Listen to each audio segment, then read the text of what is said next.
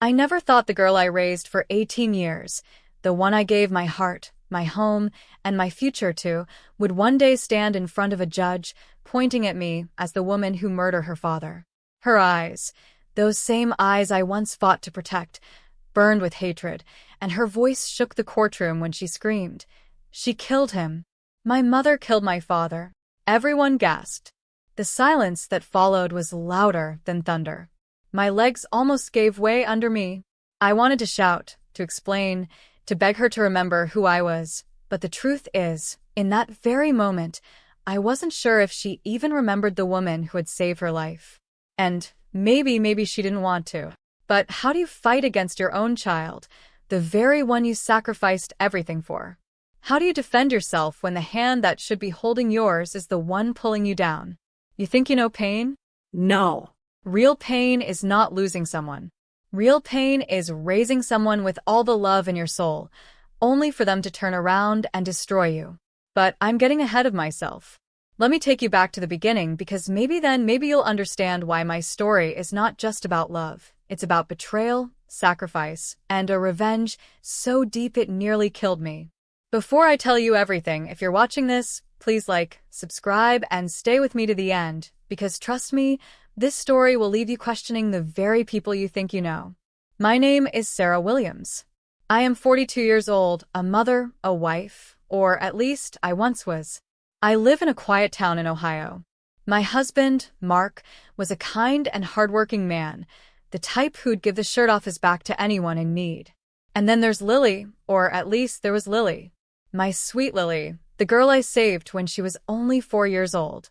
I wasn't planning to be a mother that day. In fact, I was on my way back from my nursing shift, tired, dreaming about nothing more than a hot shower and some quiet. But fate doesn't knock politely. It barges in. I'll never forget the sound of screeching tires. The sight of a red minivan spinning out of control on the wet road. The desperate cry of a child in the back seat. The crash was violent, metal twisting against metal, glass raining down like shards of ice. I should have run away. Anyone would have. But something in me snapped. I dropped my bag and rushed toward the wreckage.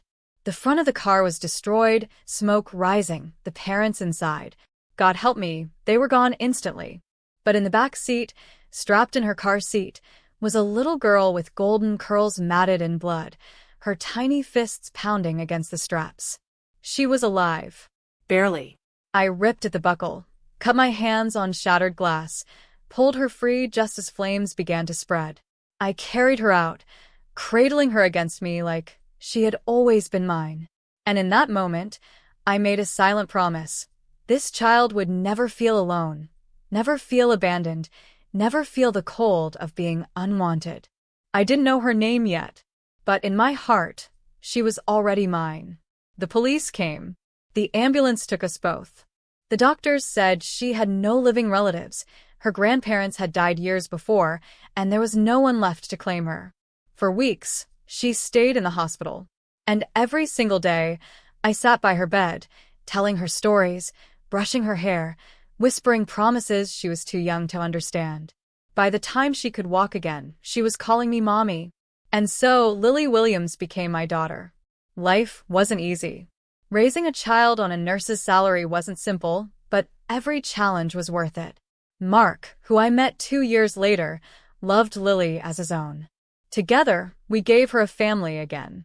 I gave her my heart. I gave her my eyes, yes, my eyes, because when she developed a rare condition that threatened to take her sight at 12 years old, I donated my cornea so she could see. You'd think love like that could never be broken. But life has a cruel way of proving you wrong. At first, things were perfect. Lily was bright, beautiful, full of life. She called me her hero, her angel.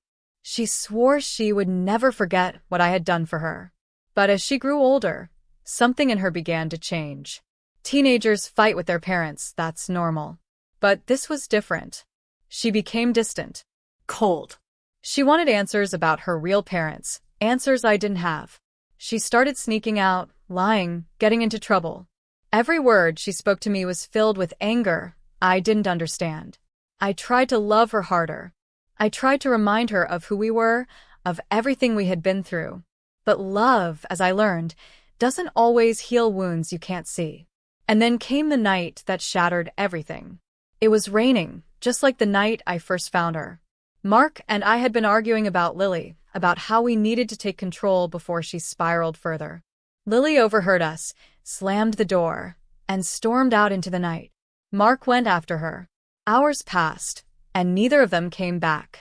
When the police knocked on my door at 3 a.m., my heart sank. They told me Mark was dead, stabbed. And Lily? She was missing. For days, I couldn't breathe. I searched everywhere, begged everyone for help. And then, finally, they found her. But when she walked into the courtroom weeks later, it wasn't as the child I saved. It was as the girl who accused me of murder. Her words burned into my skin. She killed him. My mother killed my father. And just like that, the child I had saved became the weapon that could destroy me. I thought saving her was the greatest thing I ever did. I didn't know it would also be the very thing that ruined my life. The moment those words left Lily's lips in the courtroom, she killed him. My mother killed my father. I felt my whole world collapse. But to really understand the storm that was about to hit me, I need to take you back to that night, the night Mark never came home. It had been raining hard, the kind of rain that soaks into your bones and makes the night feel endless. I remember pacing the living room, my hands trembling, glancing at the clock every few minutes. Midnight came, then 1 a.m., then 2. My phone buzzed with a number I didn't recognize, and a voice on the other end said the words that tore my soul in half. "Ma'am, are you Mrs. Williams? We're calling from the county sheriff's department. There's been an incident." When a stranger calls you ma'am in the middle of the night, you already know life will never be the same. They told me Mark was gone, stabbed in the chest. His body found near an abandoned warehouse on the edge of town. And Lily? She wasn't with him. She had vanished into the storm. I don't remember how I got to the police station. I only remember sitting there, soaked to the skin, clutching a paper cup of coffee I never drank. The questions came hard and fast. Where had I last seen Lily? What had Mark said before leaving the house? Did Mark have enemies? Did I? Enemies? No. But grief has a way of turning suspicion inward, and before I even buried my husband, the police were already circling me like vultures. When I was finally allowed to go home, I walked into an empty house that felt more like a grave. Mark's shoes by the door, his jacket still hanging on the chair, his voice still echoing in my head. I curled up on the couch clutching Lily's old teddy bear, whispering her name over and over like a prayer. Days passed with no sign of her. My face was all over the news. Nurse's husband stabbed. Daughter missing. People whispered in grocery stores. Neighbors avoided my eyes. And just when I thought the silence would crush me, the police knocked on my door again. They had found her. When I saw Lily walk into that room, alive, breathing, I nearly collapsed with relief. But then she wouldn't look at me. Her face was pale, her hands shaking, and when the officer asked if she wanted to stay with me, she whispered, "No, I can't. She's dangerous." Dangerous. She was talking about me. I wanted to scream. I wanted to shake her and remind her of everything I had given up for her. My eyes. My body scarred from the accident. My life rearranged so she could have won. But she just kept staring at the floor, tears rolling down her cheeks. "Lily," I begged, "please. What happened that night? What did you see?" She finally lifted her head, her voice trembling. "I saw you, Mom. I saw you kill him." The world stopped spinning. The room tilted. My body went cold. What was she saying? How could she even believe such a thing? I wasn't there. I never left the house. But in her mind, she had painted me as the monster. From that moment on, everything spiraled. The police opened an official investigation. Detectives searched my home, questioned me like a criminal, examined my hands for wounds. Friends who once trusted me crossed the street to avoid me. My own daughter was set to testify against me. But let me tell you something. When the world is against you, the silence of your own child hurts louder than any accusation. Weeks bled into months. Court hearings, investigations, Whispers in the courtroom hallway.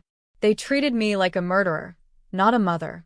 And through it all, Lily sat on the opposite bench, her eyes full of fire, never once softening when they met mine. At night, I'd lie awake replaying everything. Who killed Mark? Why was Lily so sure it was me? Was someone feeding her lies? Or was she hiding something? One night, after another brutal day in court, I went back home and found an envelope slipped under my door. No name, no address, just a single sheet of paper with 4 words written in messy black ink. She knows the truth. My heart stopped. Who? Who sent this? What truth were they talking about? I tore through the house, searching for clues, half mad with fear. Was someone watching me? Following me? Or worse, following Lily? That night, I sat at the kitchen table staring at the note until the sun came up. I realized something dark and terrifying. Maybe this wasn't about me being framed for murder. Maybe this was about something much deeper, something buried in Lily's past that I never understood. But before I could figure it out, before I could breathe, the phone rang again. This time, it wasn't the police. It wasn't a friend. It was a voice I didn't recognize, low and threatening, dripping with malice. "Stay quiet," the man said, "or you'll lose her forever." I froze, clutching the receiver, my breath trapped in my throat. Who is this? What do you mean? But the line went dead. That was the night I realized the truth. Someone out there wanted to tear us apart. Someone wanted Lily to hate me. Someone wanted me gone. And the worst part? It was working. The very next day in court, Lily walked in with that same cold expression, took the stand, and with a steady voice told the jury, "I saw her with a knife. My mother killed my father." The jury gasped. The prosecutor smiled. My lawyer squeezed my arm, whispering for me to stay calm. But inside, my soul was already breaking into pieces. And just when I thought things couldn't get worse, the judge's gavel came down with a bang, his voice echoing through the courtroom. "Mrs. Williams, you are hereby placed under arrest for the murder of your husband, Mark Williams." The cuffs tightened around my wrists.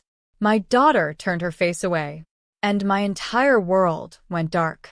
The sound of the gavel still echoed in my ears as the cold metal of the handcuffs bit into my wrists. My legs moved, but my mind refused to believe what was happening. I wasn't just a grieving widow anymore. I was a criminal in their eyes. The courtroom blurred, faces twisted in judgment, whispers slicing through me like knives. And Lily, my Lily, sat there stone-faced, refusing to even look at me. The bailiff tugged at my arm, forcing me forward. Cameras flashed as reporters shouted questions. "Did you kill your husband? Why would your daughter lie?" Their voices followed me like vultures circling a dying body. When they shoved me into the police car, the smell of old leather and sweat wrapped around me. I pressed my forehead against the glass, staring out as the courthouse faded away, replaced by the gray sky and the rain that never seemed to stop. At the jail, they stripped me of everything, my clothes, my dignity, even my wedding ring. They handed me a thin orange jumpsuit that smelled of bleach and fear. My mugshot was taken, the camera clicking at the exact moment I broke inside. They led me through a long corridor, doors slamming shut behind me, until we reached the women's block. The smell hit first, sweat, urine, disinfectant barely masking rot. Then the noise, yelling, laughter, threats echoing through the walls. "Fresh meat," someone muttered as I walked past. Another voice laughed. My stomach twisted. I was a nurse, a mother, a woman who had saved lives. But here I was just another number. My cell was small, gray, with a thin mattress and a toilet that didn't flush properly. My cellmate, a woman with tattoos crawling up her arms and scars across her face, looked me up and down. "What are you in for?" she asked, smirking. "I didn't do it," I whispered, my voice shaking. She laughed, a cold, bitter sound. "Honey, everyone in here says that." That night, lying on the hard mattress, I stared at the ceiling, replaying everything. Lily's face in court, her voice accusing me, the anonymous note, the phone call. None of it made sense. Why would she believe I killed Mark? Who put that idea in her head? Sleep never came. Every creak, every shout, every slam of a door jolted me awake. By morning, I was a ghost of myself. Court hearings continued over the next weeks, each one worse than the last. The prosecutor painted me as a jealous wife who killed her husband in a fit of rage. They twisted my sacrifices into weapons. She gave her daughter her eyes, but maybe she always wanted her daughter's love all to herself. Lies dripped like poison, and the jury drank every word.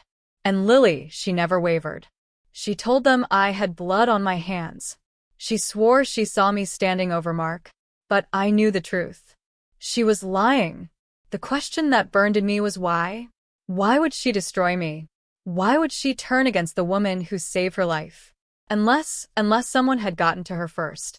One afternoon, while waiting for the next hearing, I was led through a back hallway of the courthouse. As the guards pushed me forward, I caught a glimpse of Lily through a glass window. She wasn't alone. A man stood beside her, tall, dressed in black, his hand resting protectively on her shoulder. His face was half hidden, but something about him made my stomach drop. Lily was listening to him, nodding, her eyes glassy like she was under a spell. "Who is he?" I asked the guard, my voice urgent. "Keep moving," he barked. But my mind wouldn't let it go. Whoever that man was, he wasn't a lawyer, and he sure as hell wasn't family. So why was my daughter clinging to him like he was the only person she could trust? That night in my cell, I pieced it together. The note. The threatening call. Lily's sudden change. Someone was pulling her strings. Someone wanted her to believe I was guilty. And that someone was close, too close. But I had no proof. No one to believe me. And time was running out. Weeks dragged on. My trial loomed. My lawyer begged me to take a plea deal. "At least you'll avoid life in prison," he said. But how could I plead guilty to killing the man I loved when I hadn't even been there? I refused. I would fight. Then, one morning, everything changed. A guard came to my cell, unlocking the door. "You've got a visitor," she said flatly. I walked into the visitor's room, my heart pounding. On the other side of the glass sat Lily. For a moment, I couldn't breathe. She looked older somehow, harder, her golden hair tied back, her eyes cold as steel. She picked up the phone, and I did the same, my hands trembling. "Lily," I whispered, tears filling my eyes. "Baby, please, why are you doing this to me?" She tilted her head, her lips curling into a small, cruel smile. "Because, Mom, you deserve it." The words sliced through me. Deserve what? I saved you. I gave you everything. Her smile widened, and her voice dropped to a whisper. "Exactly. And now you're going to pay for it." I pressed my hand against the glass, desperate. "Lily, please talk to me. Tell me who's putting this in your head." But she leaned back, hung up the phone, and walked away without another word. I sat there frozen, the receiver still pressed to my ear, my tears blurring the glass.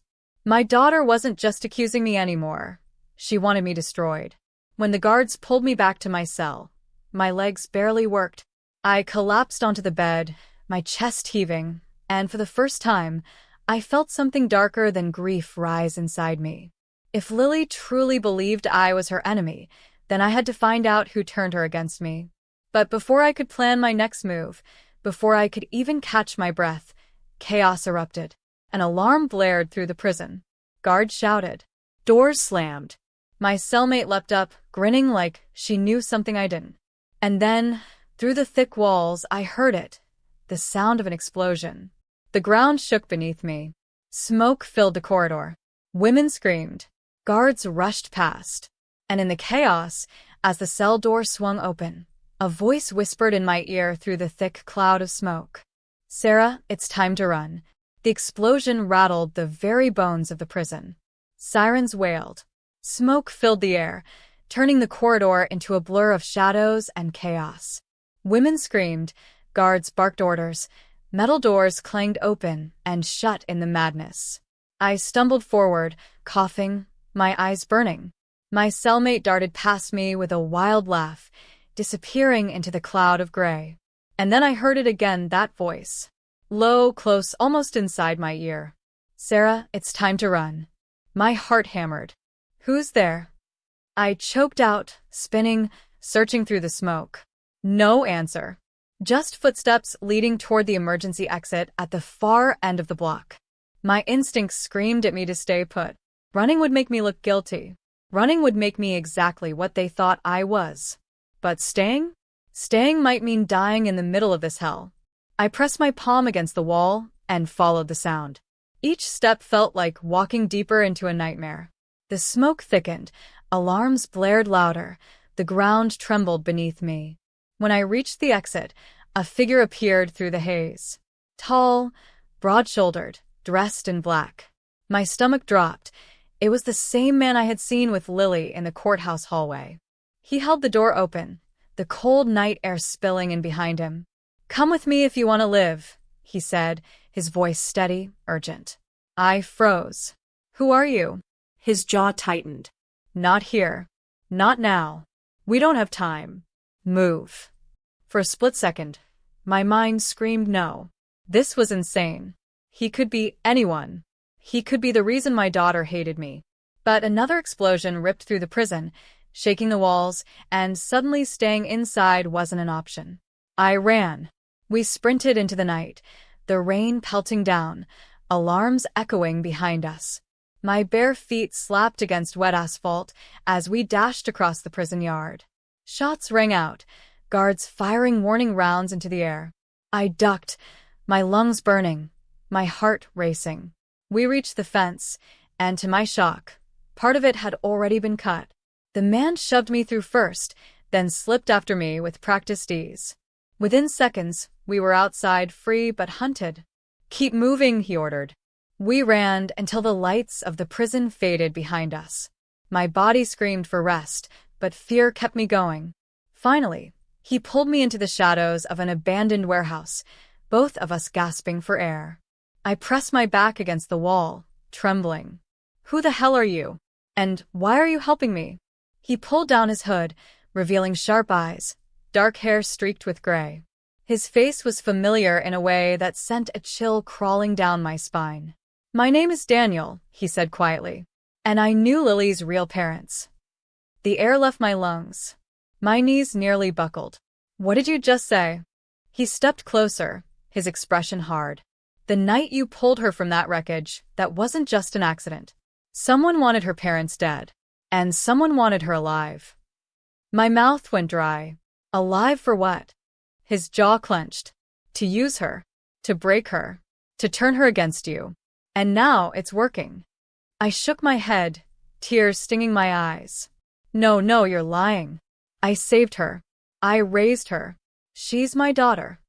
Daniel's eyes softened, just for a moment. "I'm not saying she isn't. But you need to understand, Sarah, there are people out there who'll do anything to keep the truth buried. People who already got to Lily."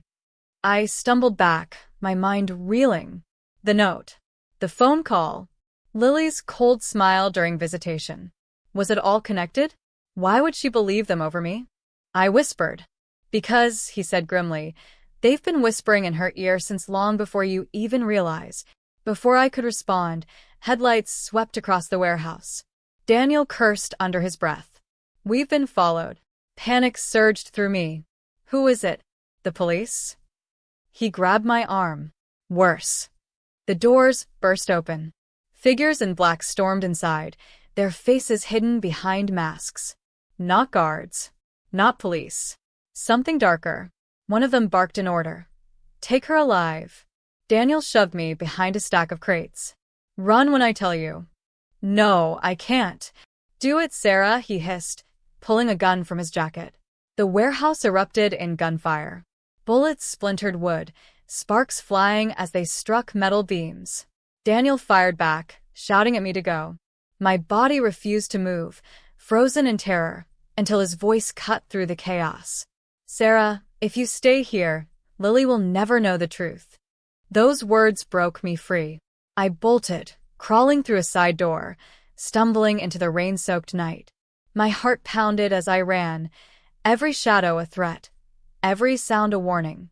Behind me, Gunfire echoed, and Daniel's shouts grew fainter and fainter.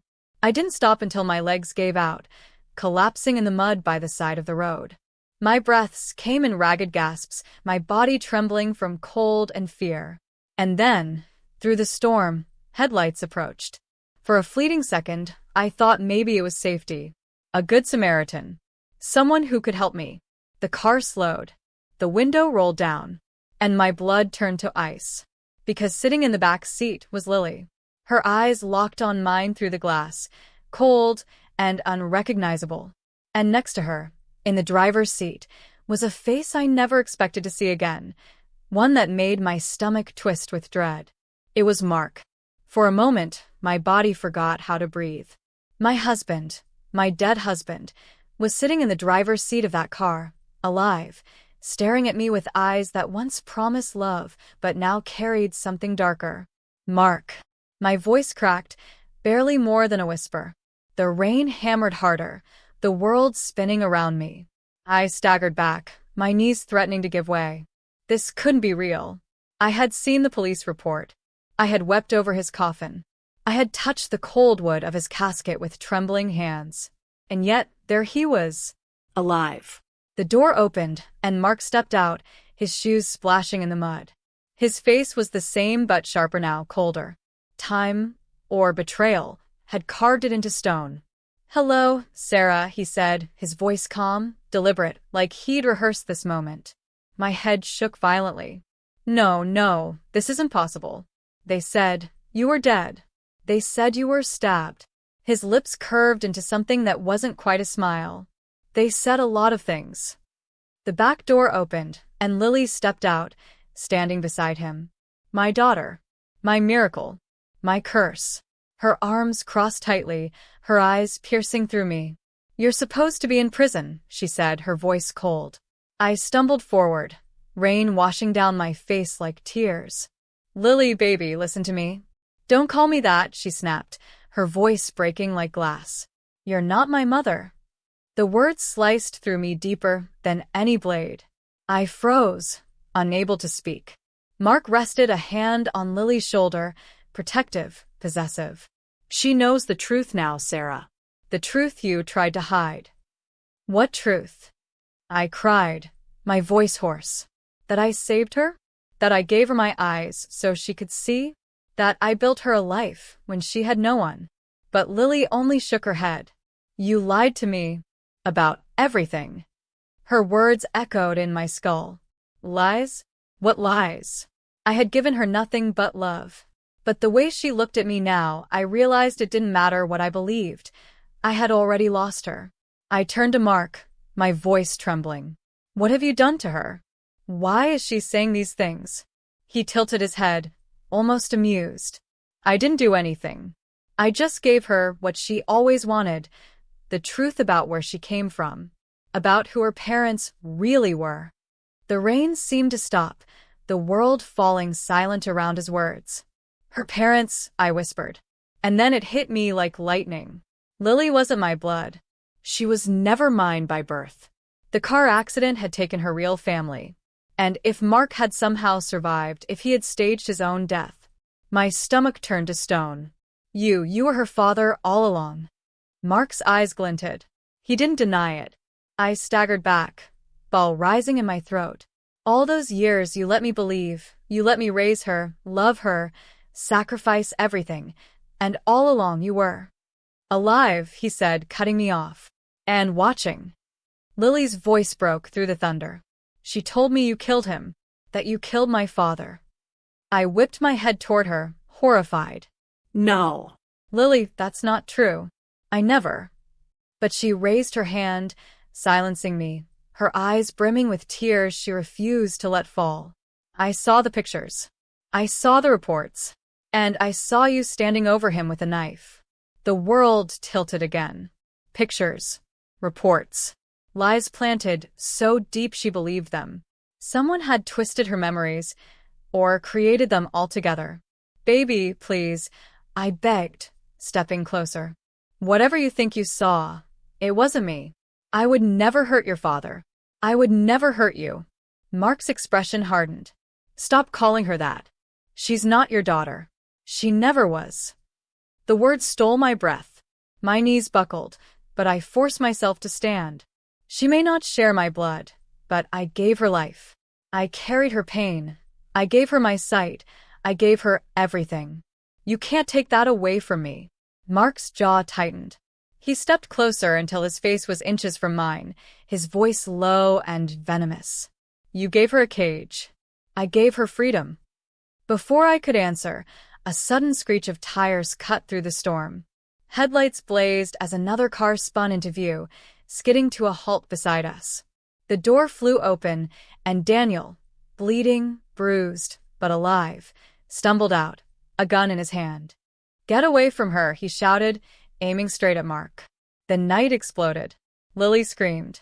Mark grabbed her, pulling her close. Rain poured down in sheets, the three of us locked in a triangle of rage, betrayal, and broken love. Sarah, run, Daniel yelled, but I couldn't move. My feet were rooted in the mud, my heart tearing in two. On one side, the man I once loved, holding the daughter I raised. On the other, the stranger who claimed to know the truth, who had saved me from prison. Don't listen to him, Mark barked. He's the reason your life is in ruins. He's the one who killed my men. He's the one who wanted you in prison. Lies, Daniel roared back. He faked his death, Sarah. He set you up. He's been playing you from the very beginning. Their voices clashed like thunder, and I stood between them, my soul splitting apart. Then, without warning, a gunshot cracked the air. I froze. My ears rang. My breath caught. Someone had pulled the trigger. But when I looked down, it wasn't me who had been shot. It was Lily. She collapsed to the ground, her hands clutching her side, blood blooming beneath her fingers. Lily, I screamed, dropping to my knees beside her as Mark and Daniel both shouted, their guns still raised. Her eyes found mine, wide with shock and pain, her lips trembling as she whispered the words that shattered me completely. Mom, help me? Her blood was warm against my hands, soaking through my fingers as I pressed down on her wound. My heart pounded, so hard it felt like it would rip out of my chest. Stay with me, Lily. Stay with me. I cried, my voice breaking. Her face was pale, her breath shallow. Every second felt like sand slipping through an hourglass, too fast, too unstoppable. Behind me, chaos erupted. Mark lunged toward us, his voice shaking with fury. Get away from her, Sarah. Daniel moved between us, gun raised. Don't you dare touch her. Their shouts tangled with the storm, thunder cracking overhead, the rain turning red as it mixed with Lily's blood. I screamed over them both. Stop it. She's dying. But neither man listened. They circled each other like predators, weapons gleaming in the night. Everything you've done, Daniel growled at Mark, was for control, not love. You don't care about her. You care about breaking Sarah. Mark's eyes burned with rage. I loved her mother. I was robbed of her. And when Sarah stole Lily, she became my revenge. His words hit me like a blade. Stole. I spat, my hands still pressing Lily's wound. I saved her life. You let her grow up without a father, without the truth. Mark's face twisted into something monstrous. You should have let her die with them. Lily whimpered under my hands, and my whole body shook with rage and horror. Don't you ever say that again. I screamed. Daniel took a step forward, his gun steady. This ends tonight.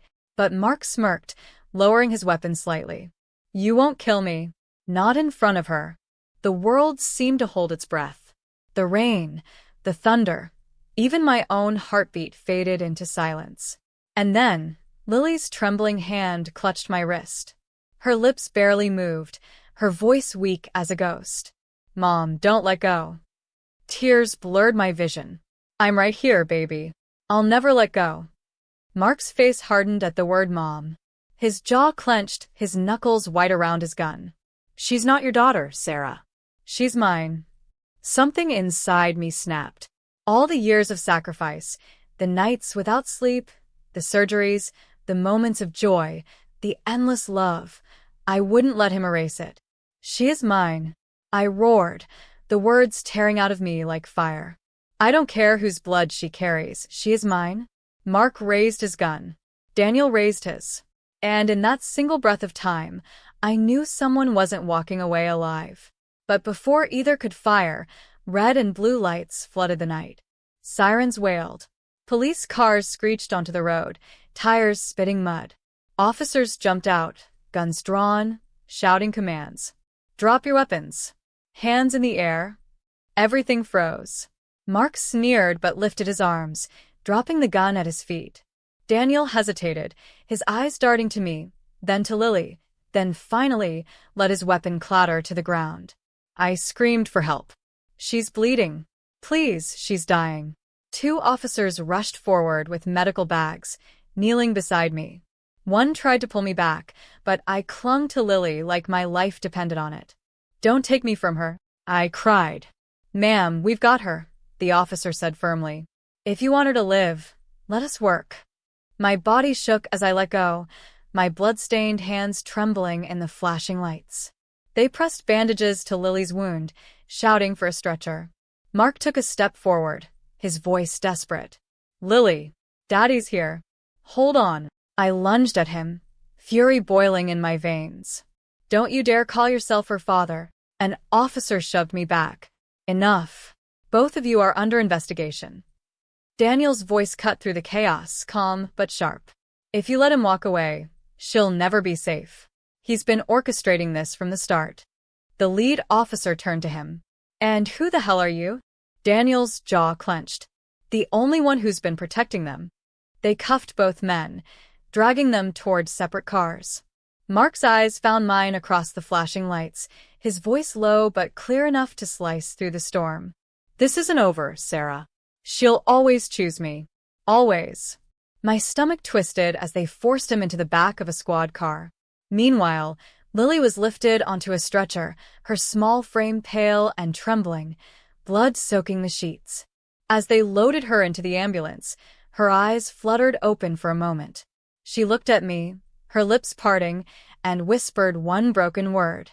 Mom. Tears streamed down my face as I tried to follow, but a firm hand gripped my shoulder. The officer's voice was hard. Not so fast. You're still facing murder charges. I froze, my mind spinning. Even after all this, even after seeing Mark alive, I was still the villain in their eyes. They pushed me toward the police van, shoving me inside. The door slammed shut, the darkness swallowing me whole.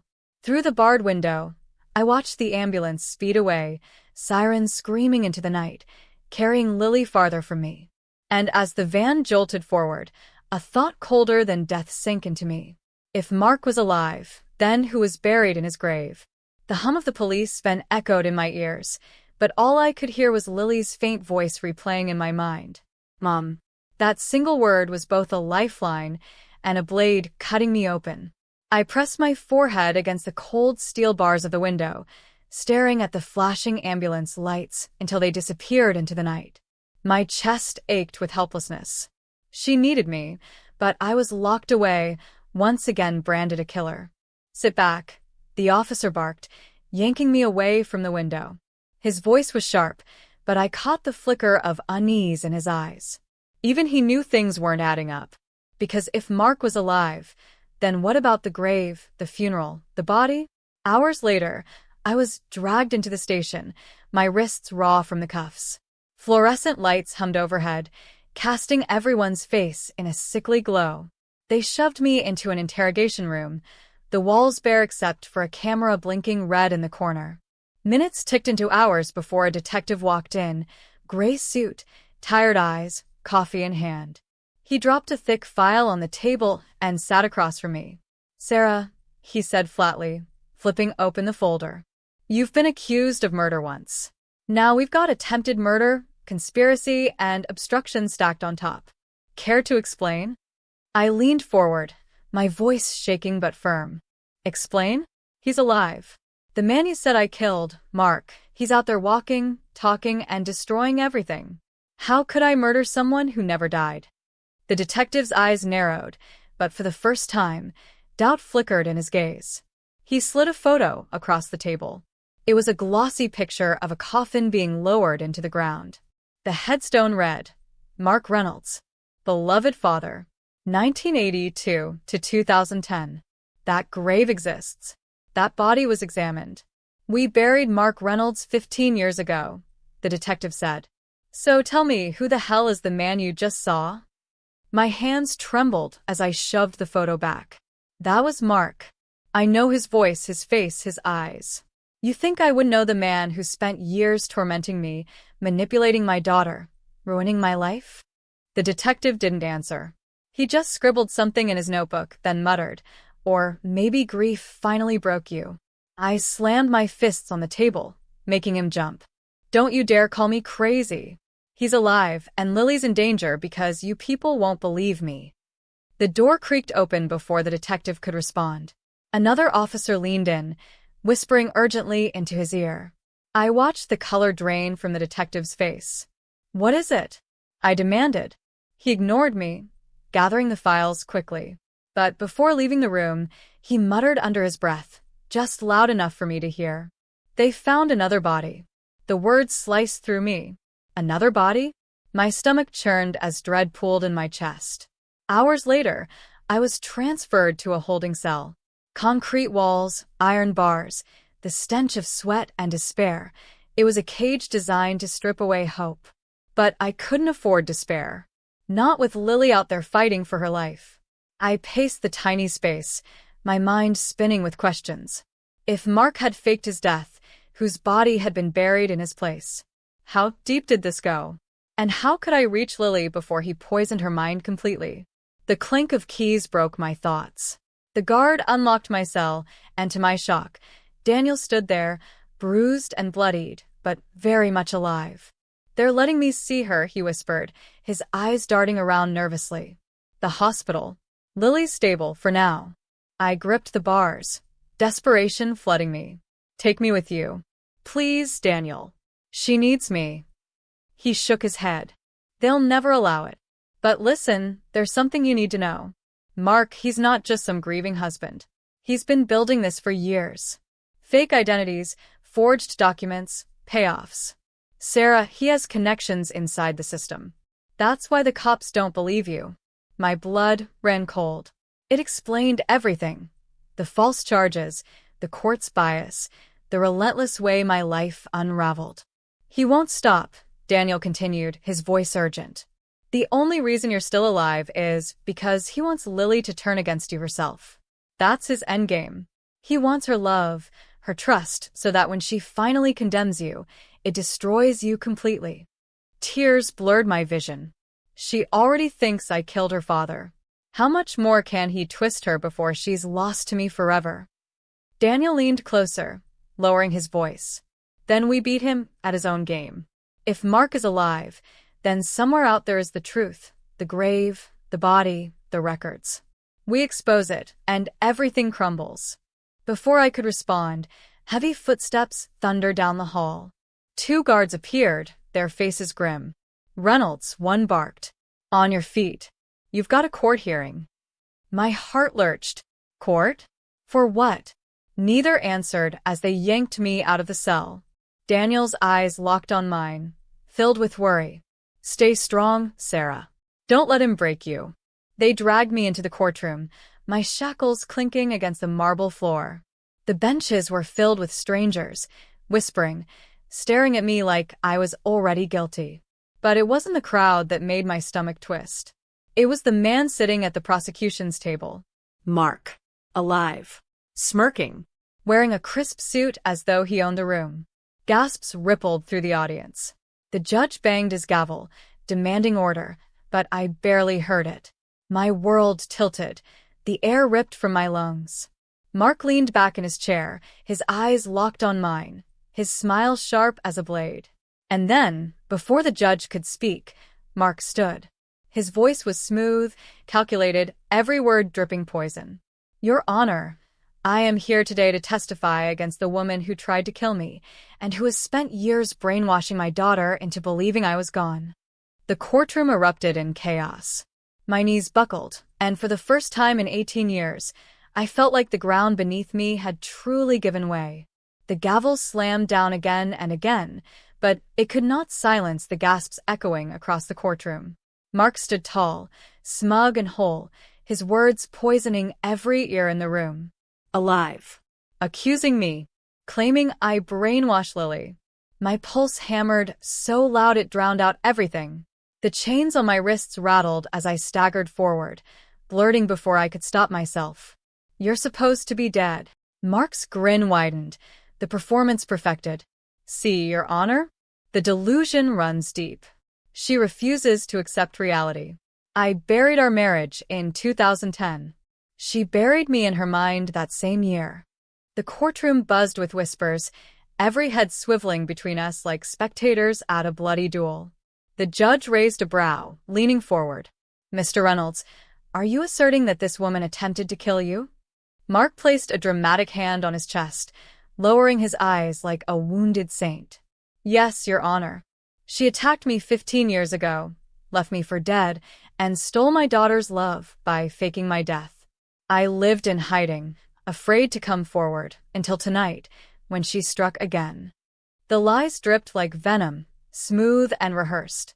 I wanted to scream, to claw the truth into their faces, but Daniel's voice echoed in my mind. Don't let him break you. So instead, I drew a steady breath and forced steel into my voice. Your Honor, if that man is truly Mark Reynolds, then someone else was buried in his place. I demand the body in that grave be exhumed. The room erupted again. Reporters scribbled furiously. Jurors exchanged shocked glances. The judge pounded his gavel for silence. Exhumation is not a request I take lightly, he said sharply. But given the extraordinary circumstances, I'll allow it. Court is adjourned until the body is examined. Mark's jaw twitched, the first crack in his perfect mask.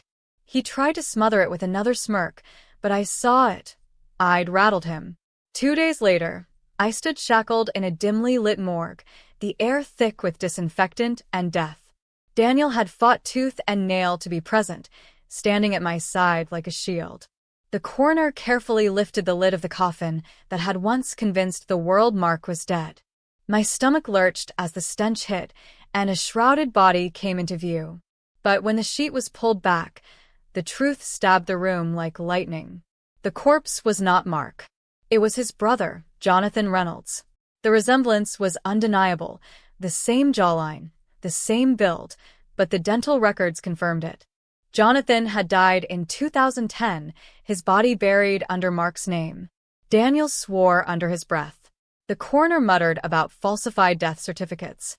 But all I saw was the smug grin Mark wore when the truth was revealed, because somehow he'd already planned for this. Ladies and gentlemen, he said smoothly to the stunned officials, you see? My brother died that year, not me. She knew this.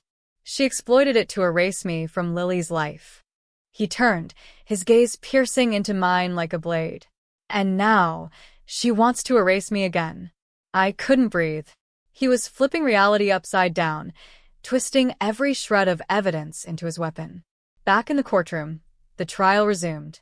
Lily sat in the front row, her arm in a sling, pale but alive. Her eyes, once filled with trust, now burned with confusion and pain as they flicked between me and Mark. The prosecution painted me as a manipulator, a liar who had staged a fake death to steal Lily. Every word felt like nails hammering into my coffin. Then Daniel rose, his voice sharp. Your Honor, if Mr. Reynolds claims he was in hiding all these years, we demand proof of where he was, how he survived, and why no one ever saw him until tonight. If he's the victim, where's his trail? The courtroom went silent. For the first time, Mark hesitated. Just a flicker. Just enough. I seized the moment. I stood, shackles clanging, my voice raw but unbroken. You want to know why he disappeared? Because Mark Reynolds doesn't want a daughter. He wants a pawn. He staged his own death, framed me, and buried his brother in his place just to destroy me piece by piece. And now, I turned, locking eyes with Lily, my voice breaking. Now he's using you, Lily. Just like he used me. Her lip trembled, her eyes glistening with doubt. Mark slammed a hand on the table. Enough of this madness, he roared. She's unstable, obsessed, dangerous. Look at her, ranting like a lunatic. Do you want this woman near our daughter? The judge called for order, but the tension was ripping the room apart. Then, like a thunderclap, the doors burst open. An officer strode in, holding a file aloft. Your Honor, he said breathlessly, we have new evidence. Financial records, travelogues, surveillance footage, proving that Mark Reynolds assumed multiple identities these last 15 years. He wasn't hiding. He was orchestrating. Gasps shook the courtroom. The officer slapped down photographs, Mark with forged passports. Mark wiring money offshore. Mark standing in places he swore he'd never been. The mask finally shattered. Mark's smirk twisted into fury, his hands slamming the table so hard veins bulged in his neck. This isn't over, he bellowed, lunging forward before guards restrained him. Sarah, you'll never win. Lily will never be yours. But Lily was already on her feet, tears streaking her face. She turned to me, her voice breaking. Mom, I believe you. Those 4 words were salvation.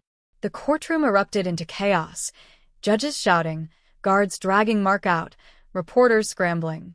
But all I saw was Lily running toward me, her arms wrapping around me despite the chains. For the first time in 18 years, I felt whole again. That night, as the system began unraveling Mark's web of lies, I sat in my cell awaiting release. My life was still scarred, my freedom not yet restored, but Lily's words echoed in my heart. Mom, I believe you. And for the first time, I knew Mark had lost. Forever.